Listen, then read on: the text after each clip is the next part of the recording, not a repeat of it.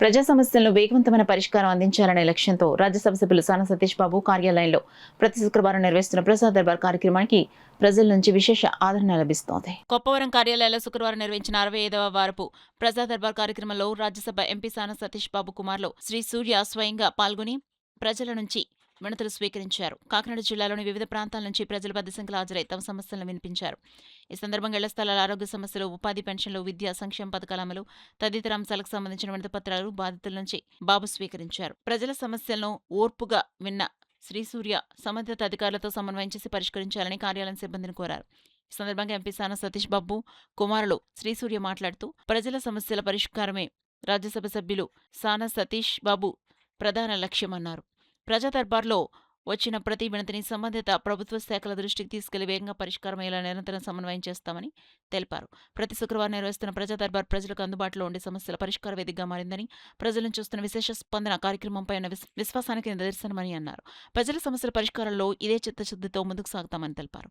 కార్యక్రమంలో కార్యాలయ in charge Lakshmanamurthy, MP PA Gaurishankar, నాయకులు నులుకుర్తి వెంకటేశ్వరరావు, ఆనంద్ న్యూటన్, గంజాల శ్రీనివాస్, అనిల్ కొండబాబు తదితరులు పాల్గొన్నారు. నిరంతరంగా 65వ ప్రజా దర్బార్ కొనసాగుతోంది. ఇవాళ శ్రావణ శుక్రవారం అయినప్పటికీ కూడా ప్రజలు తమ అర్జీల్ని అనేక మంది ఇచ్చేవ్వడం జరిగింది. ముఖ్యంగా డ్రైనేజ్ వసతులు, మౌలిక వసతులకు సంబంధించి వ్యక్తిగతమైన విషయాల గురించి, ఒక ఫీజు కన్సెషన్ గురించి రావడం జరిగింది. అన్నింటినీ కూడా మా ఆఫీసు స్టాఫ్ అయినటువంటి మేమందరం కూడా పరిశీలించాం. ముఖ్యంగా ఆనంద్ గారు, గంజాల శ్రీనివాస్ గారు, అనిల్ గారు అందరూ కూడా చూశారు. ప్రతి ఒక్క విషయాన్ని కూడా సార్ దృష్టికి తీసుకువెళ్ళి ఆ విషయాన్ని పరిష్కారం అయ్యే విధంగా చర్యలు తీసుకుంటున్నాం. అధికార యంత్రాంగం కూడా మాకు తగిన తోడ్పాటు అందిస్తున్నారు. ముఖ్య విషయం ఏమిటంటే ఈవేళ ఆంధ్రజ్యోతులు ఈవేళ అందరూ చూశారు. ఉదయం నుంచి మా ఆఫీస్కి పెద్ద సంఖ్యలో సుమారు 300 మందికి పైగా ఫోన్లు చేయటం, వాట్సాప్ మెసేజ్ పంపడం జరిగింది.